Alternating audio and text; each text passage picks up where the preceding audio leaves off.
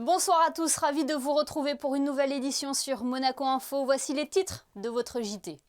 Très sollicités depuis le début de la crise sanitaire, les pharmaciens voient la demande pour les tests de dépistage se multiplier. Comment la profession vit ces nouvelles missions? Comment a-t-elle traversé la crise? Élément de réponse avec notre première invitée, Séverine Druhen, de l'Ordre des pharmaciens de Monaco. Avec 230 œuvres présentées, l'exposition estivale du Grimaldi Forum est l'une des plus grandes rétrospectives consacrées à Alberto Giacometti, visite guidée dans ce journal. Puis nous nous intéresserons aux différentes activités proposées pour la jeunesse en principauté. Exemple ce soir au musée océanographique, mais aussi avec le passeport culture. Et enfin, avec notre second invité, nous parlerons de nos amis à quatre pattes qui, eux aussi, peuvent souffrir de la chaleur. La vétérinaire Aurore Marsan nous livrera tous ses conseils. Mais avant cela, faisons le point sur l'actualité concernant le pass sanitaire. Vous le savez, il est obligatoire pour accéder aux restaurants et aux bars de Monaco. Et à compter du 23 août, il sera également demandé à l'ensemble des monégasques, des résidents et des salariés de la principauté. Concernant les personnels des établissements de santé et ceux qui exercent une activité en lien avec les personnes vulnérables, un projet de loi a été déposé par le gouvernement princier pour rendre leur vaccination obligatoire. Le texte est accessible sur le site du Conseil national. Vaccination justement, après l'avoir ouverte aux salariés non résidents de plus de 40 ans, elle concerne désormais l'ensemble des salariés de la principauté sans condition d'âge. Le gouvernement princier précise que le vaccin est la solution la plus efficace pour pouvoir profiter de son été tout en se protégeant soi-même et les autres. Un mot également sur cette information que nous avons apprise hier. L'un des piliers économiques de la principauté fait face à une situation sanitaire critique.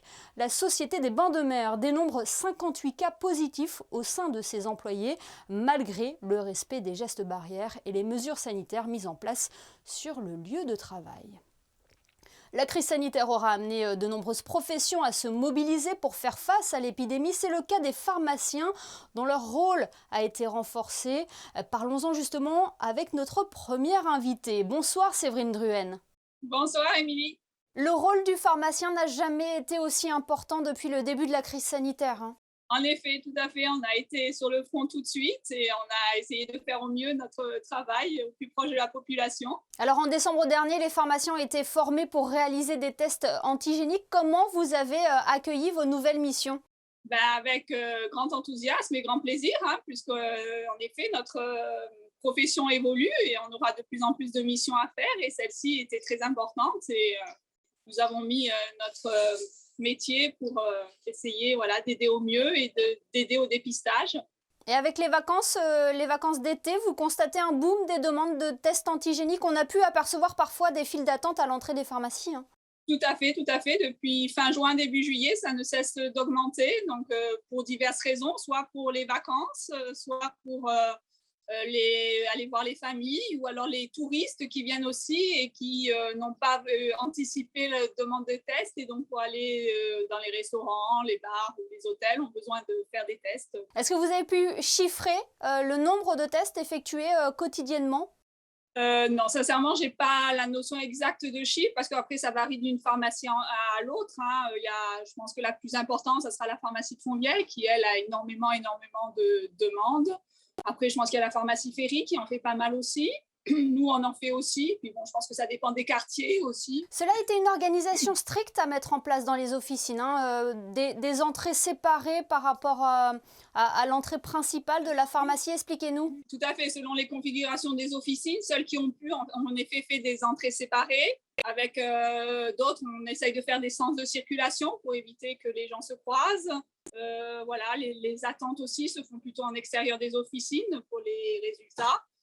Mais oui, en effet, c'est toute une organisation de planning. Il faut que tout se glisse pour aussi servir les autres patients. Donc, oui. Alors, il ne faut pas oublier aussi votre rôle de conseil auprès de la clientèle. Vous avez régulièrement des questions concernant la Covid-19 ou même la vaccination?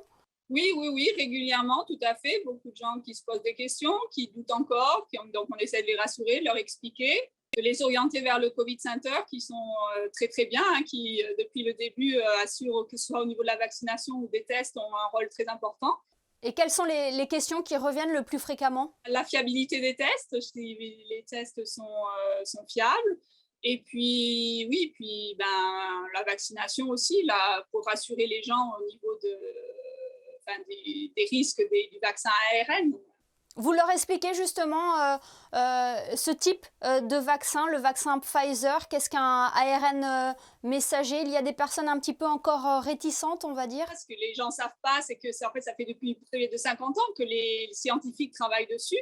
Donc, c'est vraiment une méthode qui est sûre. C'est sûr, c'est apparu, on en a parlé beaucoup dans les médias d'un coup, mais ça fait depuis de très longues années qu'en fait, les scientifiques sont dessus et savent très bien manipuler ce genre d'ARN et en faire des vaccins fiables et qui protègent la population. Et contrairement à la France, les pharmaciens monégasques ne vaccinent pas. Cela aurait pu être envisageable en principauté, logistiquement faisable dans les officines? Oui, tout à fait, ça aurait été plus envisageable puisque nous avons déjà vacciné contre la grippe cet hiver.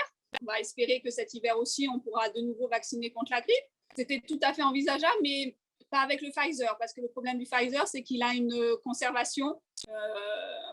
Il doit être conservé à des températures très froides, donc nous n'avons pas les frigos adéquats. Mais si jamais Monaco avait pu acheter d'autres vaccins, comme par exemple le Moderna ou d'autres, on pourrait aider bien sûr à vacciner la population.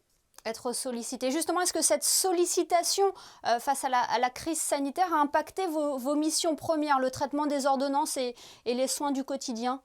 Ah oui, on doit les glisser, c'est sûr que ça reste primordial, mais c'est sûr que du coup, on a des missions en plus qui se rajoutent à notre travail, mais c'est très bien, on en est très content, puisque de toute façon, je pense que notre profession va évoluer. Un rôle primordial donc des pharmaciens en cette crise sanitaire. Merci infiniment Séverine Druen d'avoir été avec nous ce soir sur Monaco Info. Merci à vous, bonne soirée. Et puisque nous parlons test et passe sanitaire, rejoignons Frédéric Elion. Bonsoir Frédéric, nous en parlions hier avec notre invité Nicolas Descous, responsable de l'offre stade de l'AS Monaco. Pouvez-vous nous rappeler les modalités pour pouvoir assister au match de demain entre Monaco et le FC Nantes? Bonsoir Émilie, après une longue absence de plus d'1 an et demi, les supporters de l'AS Monaco seront de retour dans les tribunes du Stade Louis II demain soir pour encourager leur équipe, un retour soumis à plusieurs conditions. Pour pouvoir assister à la rencontre, il faudra avoir le fameux pass sanitaire, c'est-à-dire présenter soit une vaccination complète, soit un test PCR ou antigénique négatif de moins de 48 heures, ou être guéri du Covid depuis moins de 6 mois. Sachez que le port du masque sera obligatoire dans l'enceinte du stade et que vous devrez présenter une pièce d'identité. Voilà pour l'aspect pratique, passons au sportif Frédéric avec les enjeux de cette rencontre face à Nantes, la première de la saison de Ligue 1. Effectivement, Monaco a l'honneur de lancer ce championnat 2021-2022 avec la réception de Nantes. Après avoir parfaitement entamé sa campagne européenne en Ligue des Champions avec une victoire 2-0 sur la pelouse du Sparta Prague, les joueurs de Niko Kovac espèrent faire aussi bien en Ligue 1 et même mieux que l'an passé. We had a long pre-season, so we had 5.5 weeks, and so we were happy that we played the first game in Prague, and now tomorrow the first League One game. So this is what we want. We want to compete. We want to see who is better, the opponent or we. And thanks God, now we are starting, and we have ambitions. We want to show the best of Monaco, and our ambition is to be better. That does not mean that we will maybe first or second. We want to see the progress of the players. Et pour cette rencontre, Monaco pourra compter sur ses deux dernières recrues, Myron Boadou et Jean-Lucas Émilie. On termine par cette lettre ouverte du milieu de terrain monégasque Aurélien Tchouaméni suite aux incidents racistes survenus à Prague, Frédéric. Après son but inscrit sur la pelouse de Prague, le milieu de terrain monégasque avait été pris pour cible par des supporters tchèques lors de sa célébration. Des cris de singe ont été proférés à son encontre. Dans une lettre ouverte postée sur les réseaux sociaux, Aurélien Tchouaméni déclare « Les messages de haine et les menaces de mort que j'ai reçus ne m'atteindront pas. Ce qui s'est passé hier ne devrait pas rester impuni. Le caméraman du club était sur le terrain et a capté tout cela. C'était très clair et audible. Nous l'avons entendu. Maintenant, c'est à notre tour d'être entendu. L'UEFA a été saisie et l'on attend désormais sa décision. Merci pour toutes ces précisions, Frédéric. Plus que 4 semaines pour découvrir l'exposition Alberto Giacometti, une rétrospective Le Réel Merveilleux au Grimaldi Forum. Ce soir, Alexandra Pagny vous propose une visite guidée. Regardez. L'homme qui marche, plus qu'une œuvre d'art, cette pièce est devenue une icône de l'art du XXe siècle. Connue du grand public pour ses grandes sculptures élancées, cette rétrospective offre une autre facette du travail d'Alberto Giacometti, ses peintures, ses dessins, ses inspirations. On avait la chance d'avoir programmé Giacometti et une collection finalement qui venait de Paris, donc pas de problème particulier pour traverser des frontières, voyager internationalement pour les œuvres. Je pense que cette année c'était également important.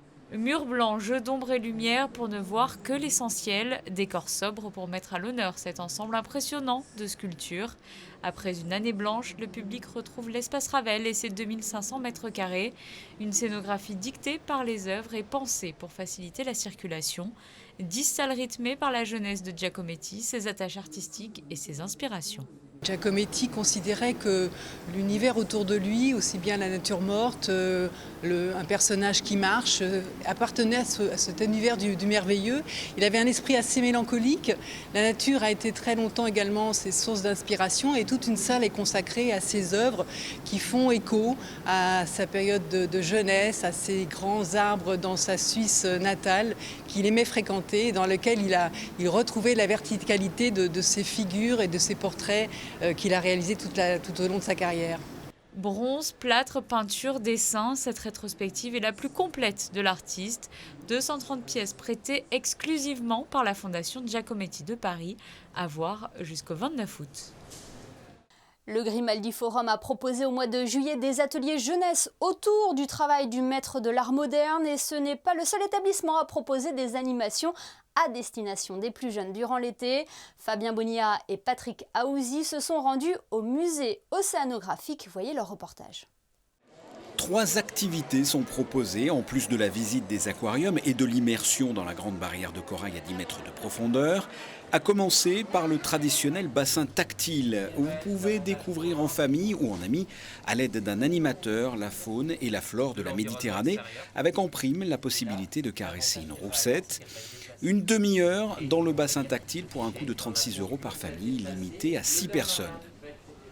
Ils ont l'air d'être seuls au monde dans la salle de conférence avec Immersive 360 degrés. Vous allez être équipé d'un casque de réalité virtuelle et vous allez plonger dans les eaux turquoises des Philippines avant de vous jeter dans le grand bleu et de suivre l'histoire d'un cachalot plein de poésie. Moins poétique mais captivant, dernière activité à la mode, le musée océanographique propose un escape game avec 2 formules, une de 30 minutes et l'autre d'1 heure.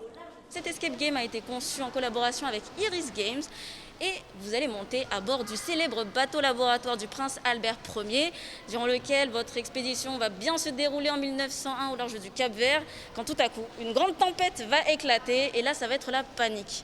Votre mission va être de regagner le port sain et sauf avec le carnet du capitaine, puisque sinon, votre expédition n'aura servi à rien du tout. Pour votre information, le prince Albert Ier adorait les tableaux. Les enfants aiment ça, moi aussi, donc c'était l'occasion, on est venu visiter l'aquarium, il y en avait un escape game dans l'aquarium, pourquoi ne pas le faire? Ça fait passer le temps. Que ce soit le bassin tactile, Immersive 360 degrés ou l'escape game, il faut réserver en amont et ça a un coût en plus de l'entrée au musée. En revanche, sachez que les visiteurs bénéficient de 20% de réduction sur les billets d'entrée pour une visite avant 11 h ou après 17 h. Autre idée pour occuper les jeunes de 11 à 25 ans pendant les vacances scolaires, le passeport culture, l'occasion de découvrir ou de se perfectionner dans des activités sportives. Jet ski, aviron, sauvetage aquatique, nombreuses sont les disciplines proposées. Partons à la découverte ce soir du badminton avec Charlotte Moreno et Thomas Deus. Toute bonne séance de sport débute par un échauffement et en badminton il est de rigueur. Ce sport nécessite une motricité et des appuis optimum. Il est l'un des sports les plus intenses au niveau cardiaque. On a un sport d'appui, on est le sport de raquette le plus rapide. Donc à haut niveau, en double, c'est aux alentours de 450 les vitesses de smash. Donc c'est très rapide, c'est quasiment 2 fois plus rapide qu'en tennis. Une fois le corps bien chaud, place aux ateliers pour perfectionner la technique. Si on n'a pas la bonne position, ça commence à être dur. Mais si on a bien le coude où il faut, qu'on est relâché, que durant l'impact on a un impact fort, c'est plutôt facile. Les joueurs entrent ensuite dans le vif du sujet avec les matchs. 10 jeunes ont choisi cette discipline. Sur une semaine, ils ont 10 heures de jeu et chaque séance est complémentaire. L'objectif, c'est qu'ils sachent au moins servir, d'accord, et qu'ils savent avoir une frappe un peu au niveau de la main haute, une frappe au niveau de la main basse, et qu'ils arrivent à renvoyer le volant à peu près dans toutes les directions. C'est aussi de donner une image un peu plus sportive à l'activité, autre qu'on se fait 2-3 pas sur la plage. Une raquette légère, un volant en plume d'oie, les échanges sont vifs, les mouvements de la main doivent être rapides et souples à la fois. Les objectifs de l'entraîneur semblent bien atteints.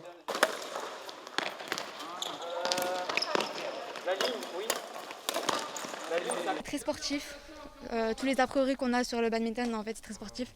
On a commencé à 20 minutes, je suis déjà en train de transpirer, donc ça me plaît beaucoup. Déjà, j'aime bien quand on fait les matchs. Enfin, je trouve que c'est quand même physique, mais en étant simple. Il y a beaucoup de physique, il faut tenir le cardio durant 2 heures.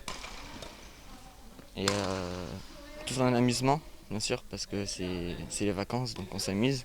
À l'issue de cette initiation, le club voit son nombre de licenciés augmenter de 10 à 20% dans la catégorie des adolescents. On retrouve Frédéric Elion pour un nouveau point sur l'actualité. On commence par du basket avec une nouvelle recrue pour l'AS Monaco.